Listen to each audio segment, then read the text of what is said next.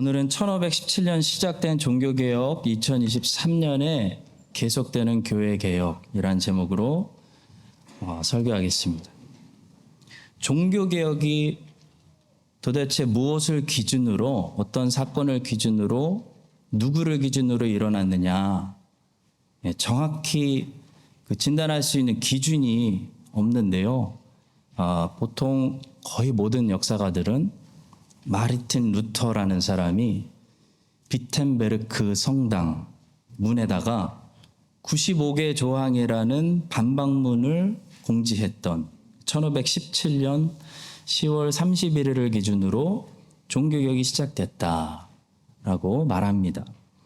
오늘은 종교개혁 기념주일로서 종교개혁이 일어난 지 벌써 506년이 되는 해를 기념하는 주일입니다.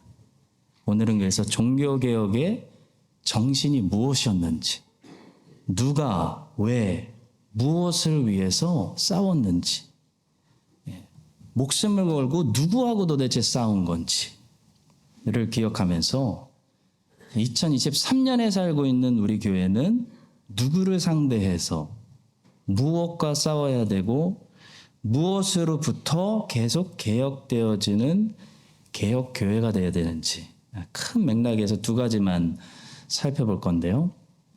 먼저 종교개혁은 크게 신학적인 개혁하고 정치적인, 구조적인 개혁으로 나눌 수가 있습니다. 먼저 첫 번째로 이 신학적인 개혁을 보도록 하겠습니다. 종교개혁은 무엇보다도 잘못된 구원론을 바로잡고 바른 성경적인 구원론을 재정립하는 사건이었습니다.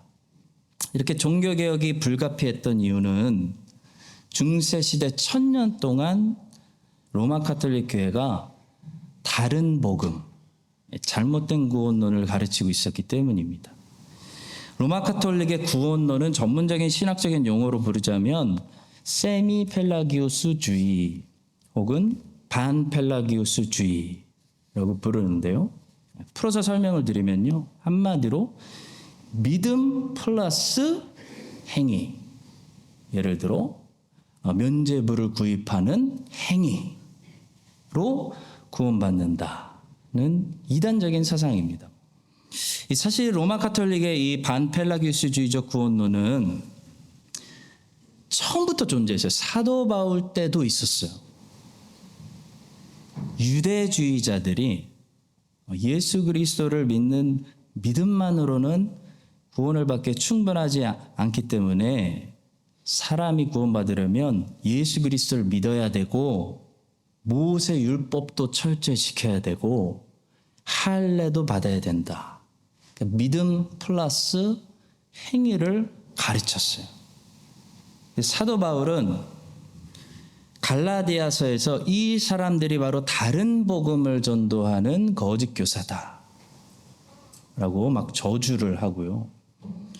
안디옥 교회도 이 거짓 교사들이 들어와서 다른 복음을 전하니까 이 문제를 해결하기 위해서 예루살렘에서 교회 역사상 첫 번째로 예루살렘 공의회까지 열렸습니다.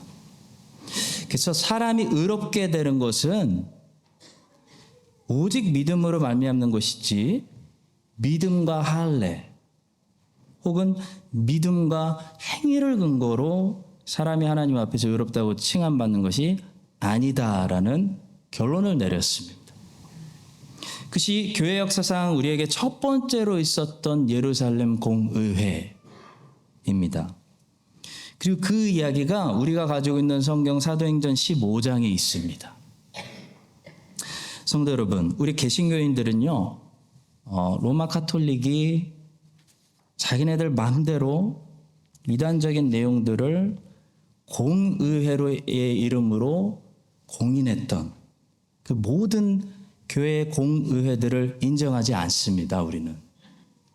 예를 들어 로마 카톨릭은 바티칸 공의회를 열어가지고 교황이 하나님의 지상 대리자다. 교황의 말씀은 무흠하다라는 이 카톨릭 교리를 다시 공인했어요. 그래서 우리 개신교인들은 그 교회 역사에 있던 모든 공의회들을 다 인정해서는 안 됩니다. 다만 개신교인들도 함께 인정하는 중요한 교회 역사 속에 공의회들이 있어요. Church Council. 바로 삼위일체론과 기독론을 성립시키고 이단자들을 정죄했던 325년의 니케아 공의회, 380년도에 콘스탄티노플 공의회, 431년에 에베소 공의회, 451년에 칼케돈 공의회. 이 공의회들은 우리 개신교인들도 하나님의 섭리로 인정하는 정통 공의회들이고요. 저 공의회에서 만들어진 정통 교리를 통해서 지금까지도 삼위일체론, 기독론에 대해서 누가 엉뚱한 소리를 하면 이단이다 라고 정죄하는 거예요.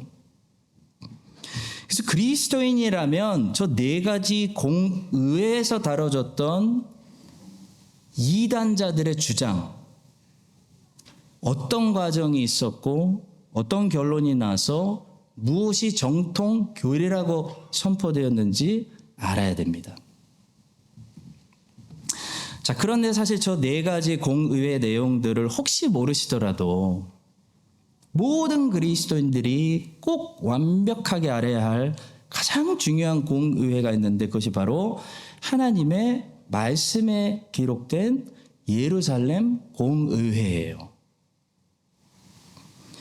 예루살렘 공의회에서 다뤄졌던 이 구원론에 관한 내용은 너무나 기본적이면서도 너무나 핵심적이고 너무 중요한 주제이기 때문에 하나님께서 교회 역사에 기록한 것이 아니고 하나님 말씀에 기록하셨어요.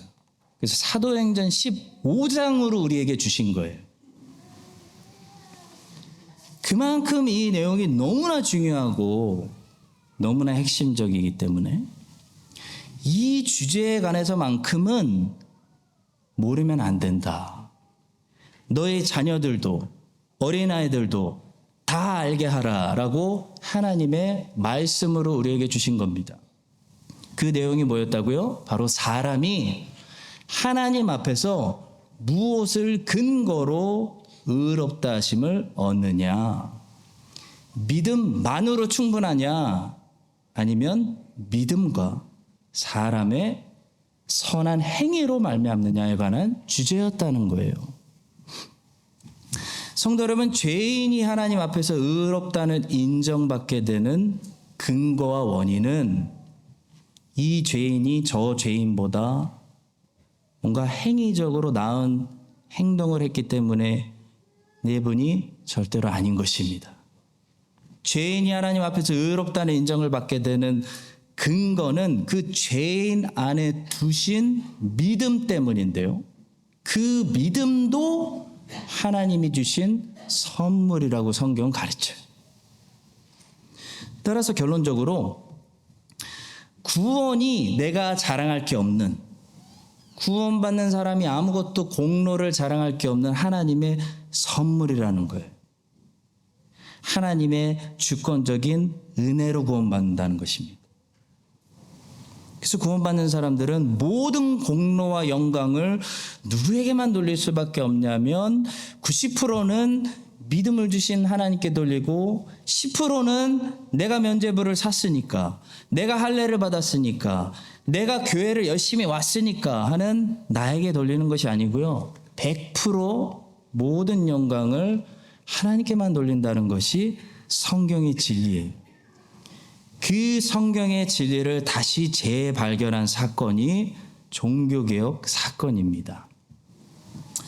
그래서 종교개혁자들은 다음과 같이 Five Solas로 알려져 있는 슬로건을 외쳤죠. Sola Scriptura, Solus Christus, Sola Fide, Sola Gratia, Soli Deo Gloria. 풀어서 설명해 드리면 In Scripture alone we believe that we are saved by grace alone, through faith alone, in Christ alone, to give glory to God alone. 우리는 교회가 얘기하는 뭘 믿는 게 아니라 오직 성경의 메시지를 믿는데, 성경은 말씀하시기를 우리는 오직 은혜로, 오직 믿음과 행동이 아니라 믿음만을 통하여 그리스도 안에서 구원받아 모든 영광을 하나님께만 돌린다 라는 진리입니다. 자, 그런데 왜 로마 가톨릭은 아직도 믿음 플러스 행위를 주장하고 있는가? 왜 바울의 대적들이었던 유대주의자들은 성경에서 믿음 플러스 할례를 외쳤는가? 왜 어거스틴의 대적이었던 펠라기우스는 행위가 중요하다고 말했을까? 이 행위 구원을 100%든 50%든 10%든 어쨌든 행위가 믿음과 같이 먼저 있어야 한다라고 주장했던 모든 사람들의 잘못된 생각이 뭐였냐면, 바로 사람이 전적으로 부패해서 도움을 받지 않으면 스스로 선한 행위 자체가 불가능하다는 이 전적 부패 교리를 제대로 이해하지 못해서 발생한 결과였습니다. 성도 여러분, 그래서 종교개혁자들은 성경이 하고 있는 순서대로 성경이 어떤 교리부터 가르치냐면 전적 부패론부터 제대로 가르쳤어요. 사람이 얼마나 부패했느냐는 거예요. 부패한 상태가 도대체 얼마나 심각하냐, 이걸 제대로 알아야 그 다음 복음을 우리가 이해할 수 있기 때문입니다. 성경은 영혼이 죽었다고 말합니다. 영혼이 병든 게 아니라요, 죽어 있어요. 죽은 사람은 볼 수도 없고 들을 수도 없고 반응도 안 해요. 저 영혼이 죽어 있기 때문에 예수님께서 요한복음 3장에서 니고데모에게 사람이 먼저 거듭나지 않으면 하나님 나라를 볼 수 없다, 이 born again, 거듭남의 중요성에 대해서, 중생의 필요성에 대해서 먼저 말씀하셨다는 거죠. 여러분, 영어에서 can하고 may 잘 구분하고 계신가요? can은 능력을 말하고 may는 허락을 가리킵니다. 옛날에 어떤 꼬마가 can하고 may의 의미를 아직 구별하지 못한 이 학생이 수업 중에 선생님께 Can I sharpen my pencil? 라고 물었어요. 그러니까 학생은 이 말이었죠. 선생님, 지금 연필 깎아도 돼요? 이 말을 하고 싶었던 건데, 허락을 구하려고 질문한 건데 may를 써야 되는데 can을 쓴 거예요. 선생님 귀에 어떻게 들렸냐면, 선생님, 나는 연필을 깎을 수 있는 능력이 있습니까? 로 들린 거예요. 그래서 이 지혜로운 선생님께서 이 아이에게 can하고 may의 차이를 분명히 구별시켜 주시기 위해서 다음과 같이 지혜롭게 정정해 주셨습니다. 선생님께서 이렇게 답변하십니다. I'm sure that you can. 너는 당연히 연필을 깎을 수 있는 능력이 있겠지. You also may sharpen your pencil. 그리고 너는 지금 연필을 깎아도 된단다 라고 허락하셨어요. 예수님께서 요한복음 6장 65절에서 이런 말씀을 하셨습니다. 또 이르시되 그러므로 전에 너희에게 말하기를 내 아버지께서 오게 하여 주지 아니하시면 누구든지 내게 올 수 없다. 여기서 예수님이 능력을 얘기하시는 걸까요? 허락을 얘기하시는 걸까요? 예수님은 여기서 may가 아니라 can이라는 의미로 능력에 관한 말씀을 하신 겁니다. 다시 말해, 누구든지 아버지께 올 수 있는 허락을 주지 않는다라는 말씀이 아니라 누구든지 아버지께 스스로는 올 수 있는 능력이 없다라는 말씀이에요. 그들의 힘으로 스스로 오는 것은 불가능하다. 누구든지 아버지께 왔다면 하나님이 이끄시는 은혜의 힘으로 나오는 거다. 그런 말씀이에요. 이렇게 성경은 인간이 전적으로 부패하고 영혼이 죽어있기 때문에 스스로 먼저 하나님을 찾고 하나님을 추구하고 하나님을 사랑하고 하나님께 오는 것이 불가능하다라고 말씀합니다. 이 전적 부패론을 우리가 이해하지 못할 때 펠라기우스주의가 부활하는 것이고 유대주의자들의 율법주의가 부활하는 것이고 종교가 부활하고 로마 카톨릭주의가 부활하고 알미니우스주의까지 부활해가지고 모든 영광을 은혜를 주시는 하나님께 돌려드리는 것이 아니라 하나님의 영광을 행위의 공로를 가진 인간이 살짝 가로채는 거예요. 내가 그래도 할례를 받았기 때문에 나도 뭔가 컨트리뷰트를 했기 때문에 내가 그래도 저 죄인들보다는 행위가 좀 나았기 때문에 내가 그래도 믿겠다고 교회 가겠다고 결심했기 때문에 그래서 공로를 구원받는 거지 라는 이단이 부활하는 겁니다. 성도 여러분, 종교개혁 기념주의를 기념하는 우리 교회가 다시 한번 루터가 재발견하고 종교개혁자들이 목숨을 걸고 지키려고 했던 이 성경의 진리, 이신칭의 justification by faith alone, 이 오직 믿음으로만 의롭다 하심을 받는다 라는 교리를 다시 재확인해서 크라이스트 찬인 장로교회가 모든 영광을 하나님께만 돌릴 수 있게 되기를 주님의 이름으로 축원합니다. 자, 그렇다면 행위는 어떻게 해석해야 될까요?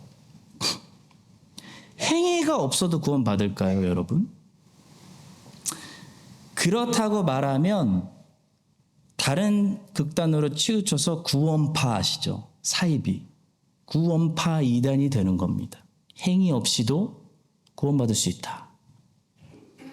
자, 실제로 우리가 복음을 오해해가지고 마치 종교개혁자들이 행위 없이 구원받을 수 있다고 말했다고 오해하는 사람들이 얼마나 많은지 몰라요. 오해하지 마십시오. 종교개혁자들의 교리는 행위 없는 구원이 가능하다는 것을 말한 것이 아닙니다, 여러분. 만약 행위 없는 구원을 누가 말한다면 이단이에요. 비성경적인 교리예요. 왜냐하면 성경은 분명히 명확히 충분히 행위의 열매를 언제나 강조하고 있어요. 행위가 없는 믿음은 죽은 믿음이에요. 열매가 없는 나무는 무화과 나무처럼 심판받아요.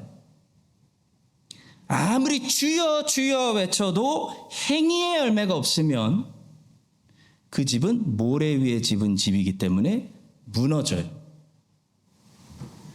종교개혁은 행위 없는 믿음을 강조한 사건이 아니고요.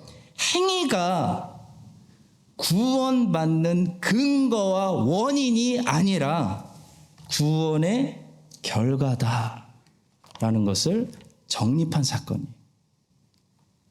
한마디로 행위가 잘못된 위치에 있으니까, 그래서 자꾸 인간이 자랑하게 만드니까 행위의 위치를 성경적으로 제대로 된 위치에 돌려놓은 사건이 종교개혁이지 행위 자체를 삭제한 사건이 종교개혁이 아니에요. 성도 여러분, 성경은 분명히 선포합니다. 부인할 수 없어요. 잘못 해석하는 거 불가능해요. 너무나 명확하기 때문에. 열매 없으시면 천국 못 갑니다. 행위 변하지 않으면 그 참 믿음 아니에요. 아기가 태어났어. 건강해. 죽지 않았어요. 그러면 그 아기가 반드시 자라듯이 구원을 없는 참 믿음이 잉태하면요, 그 믿음은 반드시 행위라는 열매를 맺어요. 따라서 우리는 행위를 보고 믿음을 아는 거예요. 믿음이 있다는 것을 알 수 있는 유일한 방법이 사실 행위를 보는 거예요. 열매가 맺히는 나무를 보고 저 나무가 죽지 않았구나. 살아있는 나무네. 라는 거 아는 것처럼 똑같습니다. 로마 카톨릭은 행위가 구원받는 근거와 원인이라고 가르쳤어요. 그래서 종교개혁자들은 행위가 구원의 근거와 원인이 아니라 오직 하나님의 선물인 믿음만이 구원의 근거와 원인이요, 하나님의 은혜가 우리가 구원받는 근거인데, 이 행위는 이 구원받는 사람들에게서 당연히 자연스럽게 나오는 결과다라고 가르쳤습니다. 여러분, 이 사실을 잘 정리하시고 신앙의 고백만으로, 기독교의 동의만으로, 기독교와 동의한다는 동의만으로 천국 못 갑니다. 참 믿음이 있어야지만 천국 가는 거예요. 근데 참 믿음은 반드시 행의 열매를 가지고 있어요. 그것이 종교개혁이 발견한 진리의 재발견입니다.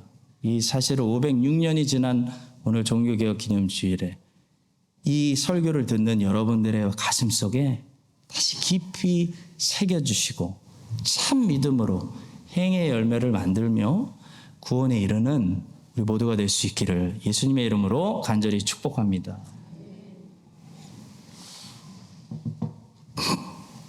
자, 두 번째로 종교개혁은 이렇게 바른 구원론을 재정립하는 신학적인 개혁이었을 뿐만 아니라요, 잘못된 구조와 제도를 바로잡는 정치적인 개혁이었어요. 특히 방금 전에 행위라는 것이 잘못된 위치에서 바른 위치로 갖다 놨다고 했잖아요. 권위라는 것이 잘못된 위치에 있을 때 이 권위를 바른 위치로 갖다 놓는 개혁운동이, 혁명운동이 종교개혁이었어요. 여러분, 루터는 목회자입니다. 수도사였어요. 그 목회자로서 정치개혁에 전혀 관심이 있었던 게 아니에요. 순수하게 신학적인 질문을 가지고 이 면죄부를 비판하며 구원론 바른 재정립을 위해 싸웠는데요, 신기하게도 막상 루터가 그 잔잔한 바다에 하나의 돌을 던졌을 때 그 파장이 신학적인 개혁에서만 멈추지 않았고요, 온 유럽으로 퍼져나갔어. 루터가 전혀 의도하지도 상상하지도 않은 스케일로 나라마다 구조적인 혁명, 정치적인 혁명이 일어났어요. 그래서 그 결과로 중세시대라는 이 큰 덩어리 역사가 마무리되고 근대의 역사가 열린 거예요. 여러분, 왜 이렇게 큰 파장이 일어났을까요? 바로 유럽과 중세교회는 그동안 잘못된 구조와 비성경적인 체계를 가지고 있었기 때문에 그 결과로 권위를 남용해서 이 리더십이 여러분들 상상하실 수도 없는 수준으로 부패되어 있어서 그거를 더 이상 버틸 수가 없었기 때문입니다. 성도 여러분, 잘못된 구조와 비성경적인 제도를 가지고 있으면 반드시 리더십이 부패합니다. 그리고 리더십이 부패하면 많은 사람들이 고통을 당하고 피해를 보게 되는 거예요. 그게 중세시대였어요. 로마 가톨릭은 처음부터 잘못된 구조, 비성경적인 체계를 가지고 있었어요. 그래서 리더십의 부패가 필연적이었습니다. 교회 지도자들의 엄청난 부패로 중세는 많은 사람들이 가난하고 학대를 당하고 보호받지 못하는 그런 사회가 이미 형성이 돼 있었어요. 먼저 로마 가톨릭은 뭘 믿었냐면 성경을 완전히 잘못 왜곡해서 땅에서 열면 하늘에서도 열리고 땅에서 잠그면 하늘에서도 잠긴다는 그 마스터키 열쇠를 예수 그리스도가 베드로에게 주셨다고 주장했어요. 그래서 베드로가 최초의 로마 교황으로서 베드로가 예수님을 대신한 이 지상 대리자다라고 주장했습니다. 베드로가 알면 깜짝 놀랄 일이에요. 여러분, 초대교회 당시 교회는 로마, 콘스탄티노플, 안디옥, 알렉산드리아라는 이 네 주요 도시들을 중심으로 발전합니다. 그래서 여러 주교들 위에 이 네 도시에는 대주교들이 있었어요. 근데 그 중에서도 로마에 있는 이 대주교를 교황이라는 특별한 이름으로 바꿔 부르기 시작했어요. 식별하려고. 그래서 로마에 있는 이 교황은 예수님이 베드로에게 주신 그 열쇠, 그 지상 통치권을 계속 계승받은 특별한 사람이기 때문에 그 모든 주교들, 대주교들 위에 있는 지상 대리자다라고 주장하기 시작했어요. 그래서 지금도 로마 카톨릭은 교황이 그 계승권을 이어받은 역사를 가지고 있다고 주장하는데요. 역사를 살펴보면 그 사실이 거짓이고 로마 교황의 족보가 중간에 많이 끊어지기도 하고 또 같은 시대 몇 명이 서로 자기가 계승권 받은 진짜 교황이라고 서로 다퉜다는 사실을 금방 알 수가 있어요. 이게 거짓이에요. 그런데도 불구하고 로마 카톨릭은 지금도 교황이 그 계승권을 가지고 있기 때문에 지상 대리자로서 지상에서 세상에 있는 모든 교회들을 통치할 수 있는 권위를 가지고 있다고 주장해. 그래서 로마 교황이 교황의 옷을 차려입고 교황의 의자에 앉아서 어떤 결정을 내리잖아요. 그 결정이 곧 하나님의 뜻이라고 선포해. 교황은 무흠하며 교황은 오류가 없으며 이게 바티칸 공의회가 공인한 내용이에요. 교황의 말이고 하나님의 말씀이다 라고 주장하는 억지 주장을 지금까지도 계속 한다는 거죠. 성도 여러분, 로마 카톨릭도 성경의 권위를 어느 정도 인정합니다. 이게 하나님의 말씀이다. 그러나 로마 카톨릭은 성경의 권위보다도 교황의 권위가 더 높이 있어요. 로마 카톨릭은 교회가 성경을 이렇게 66권 정경으로 인준했다. 곧 교회가 이 성경에게 권위를 부여한 거다라고 주장합니다. 그러나 우리 개신교는 어떻게 믿냐면, 여러분 잘 들으세요. 성경이 스스로 성경을 정경화시켰다고 믿어요.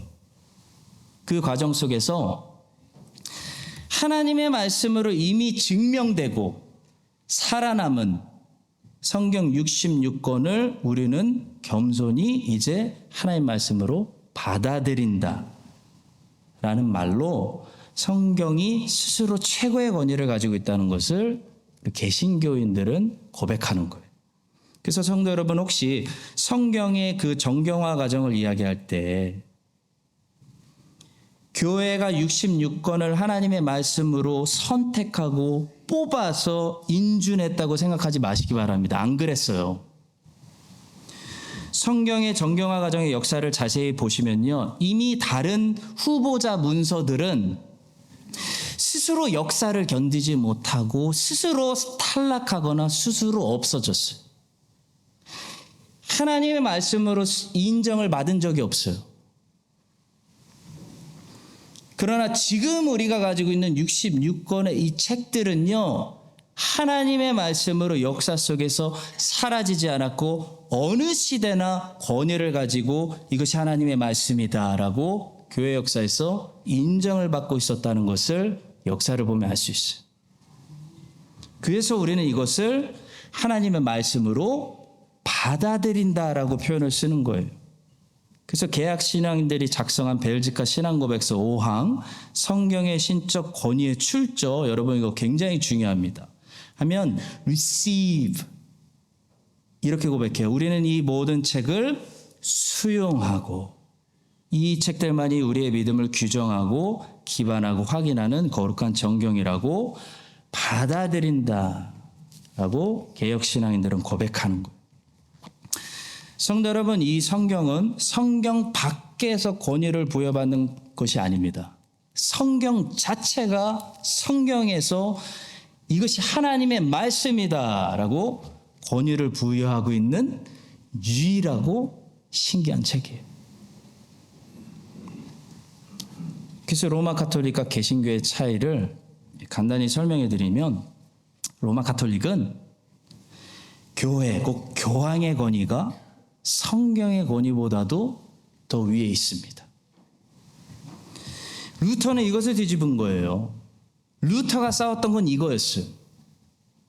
개신교는 성경의 권위가 절대적으로 제일 높은 권위이기 때문에 성경을 가지고 오늘도 교회를 계속 개혁시켜 나가며 잘못된 것을 발견했으면 성경을 통해서 교회를 바로잡는 이것이 개혁 교회예요. 개신교. 종교개혁이 일어나기 전에 절대적 권위를 혼자 가지고 있는 이 교황이 자기 마음대로 자기 사람들을 유럽 전체에 목사로 임명할 수 있는 그런 정치 체계를 가지고 있었는데 이것을 감독 제도라고 부릅니다. 교황이 지상 대리자 예수 그리스도에게서 열쇠를 임명받은 지상 대리자라는 생각이 밑바탕에 깔려있기 때문에 교황이 자기 맘대로 지명해도 그것이 하나님의 뜻이라고 사람들이 복종하라고 가르쳤다는 거예요. 근데 결과가 어떻게 됐을까요, 여러분? 결과가 교회가 정치판이 됐죠. 사제들이 교황에게 잘 보여서 출세하려고 사제직이 예를 들어 잉글랜드의 어떤 사제직이 어떻게 목사가 임명됐냐면 더 높은 돈을 교황에게 가져오는 사람들에게 낙찰이 되는 성직 매매가 이루어졌어요. 성직이 돈으로 사는 성직 매매가 이루어졌어요. 온 유럽의 교회들을 담임하고 있는 모든 사제들이 잉글랜드의 교회에 잉글랜드 왕이 뽑는 것도 아니고 로마 교황이 돈 받고 사람을 임명하는 그런 일이 일어나니까요. 이 사제들이 어떻게 되겠어요? 성경이 무식했어요. 창세기 다음에 출애굽기가 있는지도 몰랐어요. 성경을 읽어본 적이 없으니까. 성직 매매를 통해서 줄만 잘 서면 감독이 되니까 가난한 사람들의 피를 하나님의 이름으로 빨아먹고 자기들은 부를 누리고 타락의 길을 가는 그런 역사가 일어났어요. 그게 중세시대예요. 우리의 종교개혁자들은 바로 이 감독 제도를 없애고 성경에서 가르치는 대로 각 교회는 각 교회의 장로들을 선출해서 각 교회가 각 교회를 치리하는 이 장로교 제도를 도입하기 위해서 엄청난 싸움을 했습니다. 특히 영국의 청교도들은 화형당하고 감옥에 갇히면서도 계속해서 영국의 왕실하고 치열하게 부딪혔어요. 바로 이 감독제도로 갈 거냐 장로교 제도로 갈 거냐 이거였어요. 영국의 왕실이 셌거든요, 여러분. 제임스 왕부터 이 여왕들이 무슨 생각을 가지고 있었냐면 자기가 영국을 통치하라고 하나님이 세워주신 지상 대리자이기 때문에 영국의 교회들은 내가 임명한다. 이 생각이 가능했어요. 그래서 성공회를 만들어서 감독 제도를 도입시켜서 영국의 교회들의 왕이 목사들을 임명하는 그런 제도를 밀어붙인 거예요. 그래서 청교도들이 싸운 겁니다. 근데 오늘날 이런 기본적인 역사의식을 우리가 잃어버리고 대형교회 이름으로 전 세계에 자기들의 분교를 만들어서 분교마다 그 교회가 알아서 그 지형의 특성에 맞게 그 교회의 컨텍스트를 이해하는 목회자를 교회가 목사로 선출하고 임명하는 것이 아니고 감독제도처럼 서울에서 전 세계 지교회들을 컨트롤하고 전혀 이민자의 아픔들도 모르고 영어도 못하는 목회자를 서울에서 임명해가지고 서울에서 월급 받으면서 지교회 목회자로 임명하는 일들을 한다면요, 그런 교회들은 기본적인 역사의식도 없는 것이고 로마 카톨릭의 감독 제도처럼 서울이라는 그 커맨더 센터에서 그 유명한 담임 목사가 자기 왕국을 통치하려는 그런 야심을 보여주는 것과 같다고 할 수 있겠습니다. 성도 여러분, 성경을 보니까요, 가장 권위를 주장할 수 있는 사람들이 누구예요? 사도들이에요. 예수 그리스도의 부활한 몸에 손가락 넣어봤던 사도들조차도 절대로 사도의 권위로 교회를 좌지우지하지 않아요. 사도행전에서 사도들은 뭐 하냐면요, 각 교회 치리하는 장로들을 세웁니다. 목회자들을 세운다는 거예요. 그리고 그 교회의 치리권을 그 사람들한테 맡겨. 사도들이 컨트롤 안 해요. 그 교회가 뽑은, 그 교회가 인정하는 사람들이 그 교회를 치료할 수 있도록 권위라는 것을 바른 위치에 두는 거예요. 그 교회에 당회해 주는 거예요. 예루살렘 교회 당회가, 사도들로 구성된 당회가 권위를 가지고 안디옥 교회, 고린도 교회, 에베소 교회에 간섭하지 않아요. 사도들이 사도의 권위를 사용했던 건 복음 전도였어요. 교회 치리권, 교회 통치권을 사도들이 자기 마음대로 치리하지 않습니다. 성도 여러분, 한 특별한 개인에게, 그 개인이 신실한 베드로일지라도 바울일지라도 한 개인에게 교회를 좌지우지할 수 있는 그런 감독 제도를 제거하고, 한 개인이 교회를 자기 마음대로 이러쿵저러쿵 어떻게 할 수 있는 것이 아니라 교회가 뽑은 선출한 리더들이 함께 교회를 치리할 수 있도록 하는 성경적인 제도, 바로 장로 제도를 설립하려고 했던 것이 종교 개혁이었던 것입니다.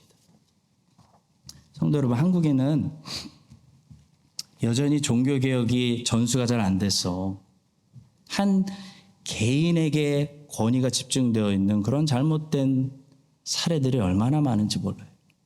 담임 목사가 너무 많은 권위를 가지고 있어요. 담임 목사하고 재정 맡은 장로 둘이서 마음대로 결정할 수 있는 그런 부패를 보게 되는 사례가 너무나 많아요. 여러분, 한두 개인이 마음대로 결정하고 교회의 재정을 움직일 수 있도록 시스템이 되어 있다면 그 리더십은 100% 타락할 수밖에 없어요. 언젠가는.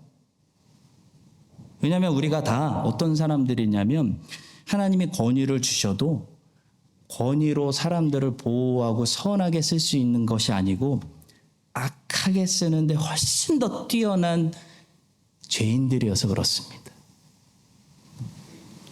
그래서 절대로 권위라는 것은 성경에서 칼로 표현하는데요, 여러분, 칼을 애들의 손에 함부로 맡기면 안 되는 것처럼 권위라는 것은 절대로 어떤 한 개인에게 맡겨지면 안 되는 거예요. 베드로에게도 맡기면 안 돼요. 교회의 치리권은. 권위는 교회의 당회가 가지고 있어야 되는 거예요.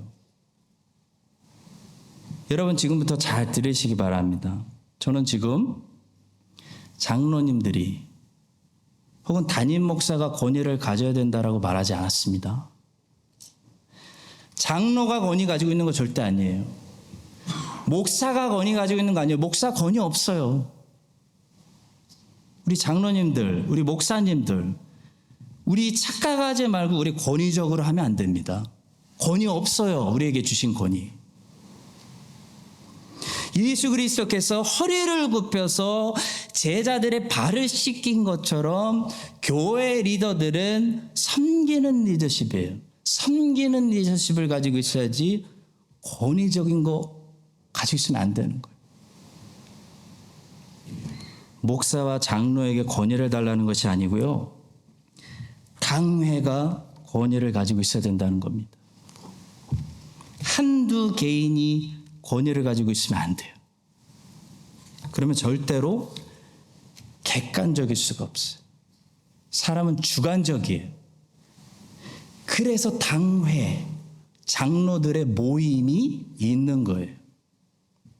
어떤 한 장로, 어떤 한 집사, 어떤 한 담임 목사의 생각이 아니라 목사와 장로들이 모인 여러분들이 뽑아주신, 그래서 하나님 앞에서 우리가 같이 서약하고 안수받고 축복해 주신 당회원들이 함께 모여서 결정을 내리는 권위를 가지고 있어야 된다는 거예요. 안 그렇고 어떤 한 개인이 결재권을 가지고 있잖아요. 주관적일 수밖에 없는 위험이 발생해요, 사람은. 예를 들어 어떤 한 개인이 결재권을 가지고 있는데 그분이 하필 담임 목사하고 친해요. 그분이 사인되면 지출하는 거예요. 어떤 특정한 선교지에 돈을 더 많이 보내고 싶어요, 담임 목사가. 아니면 어떤 특정한 개인에게 마음이 더 극률해가지고 더 많이 구제연금을 주고 싶은 거예요. 그 사람에게만, 형평성 없이. 그렇게 구제 결정권을 가지고 있는 어떤 한두 개인이 사인해버렸어요. 그러면 안 된다는 거예요, 교회가. 또 예를 들어 결재권을 가지고 있는 어떤 한 개인이 음악에 관심이 많아요.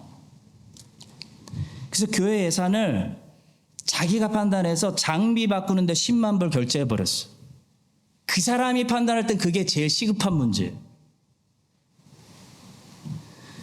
여러분, 무엇이 더 우선적이고 중요한 사역인지 개인이 판단하면 안 돼요. 목사도 개인이 판단하면 안 돼요. 하나님이 지금 우리 교회에 무엇을 요구하시는지 리더들이 모여서 기도하고 상의하고 결론 내리는 것이 아니고 결재권을 가지고 있는 사람이 판단해서 결재해버리면요, 안 된다는 거예요. 어떤 한 개인이 자기 주관적인 판단을 가지고 이건 이렇게 하고 저건 저렇게 처리할 수 있는 그것이 가능한 시스템을 가지고 있으면 교회는 엄청난 리스크를 끌어안고 있는 겁니다. 그것이 감독제도였어요. 권위를 잘못된 위치에 두는 거예요. 다행히도 지금까지는 제가 보니까 우리 교회 결재권을 가지고 계신 분들이 너무 신앙적으로 투명하고 정말 깨끗하게 일 잘하시고 또 항상 소통해 주셔서 지혜롭게 정말 교회를 위해서 잘해 주셨어요. 참 다행이에요. 하나님의 은혜입니다. 근데 여러분 생각해 보세요. 절대로 권위라는 것은 한 개인에게 있으면 안 되는 거예요. 왜냐하면 어떤 사람이 어떻게 될지 어떻게 알아요, 미래. 어떤 사람이 이 교회의 결재권을 가지고 자기 맘대로 여기 더 후원합시다, 이거 처리합시다, 사인할지 아무도 모르는 거예요, 여러분. 사람은. 따라서 성도 여러분, 제가 담임 목회를 이제 3년 했어요.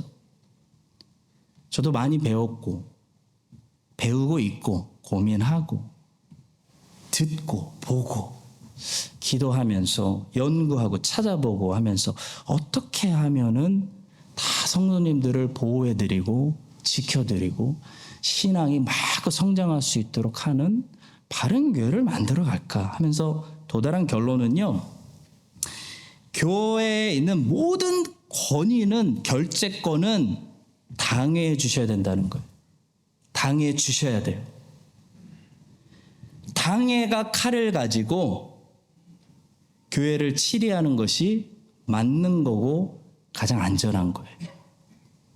그리고 이것을 위해 정강 개정이 필요하다면 1월 공동회의 때 정강 개정을 제가 부탁드릴 계획입니다. 성도 여러분, 한번 이 문제를 가지고 그때까지 깊이 함께 고민해 주시고 기도해 주시고 오늘 설교를 영상으로 한번 다시 보시고 또 연구하시고 찾아보시길 부탁드립니다. 그리고 우리 목사들하고 장로님들은 기억하십시오. 내가 목사이기 때문에, 내가 장로이기 때문에 나에게 권위가 있다는 착각을 벗으셔야 돼요. 목사와 권위는 아무 상관없어요. 장로도 아무 권위 없어요.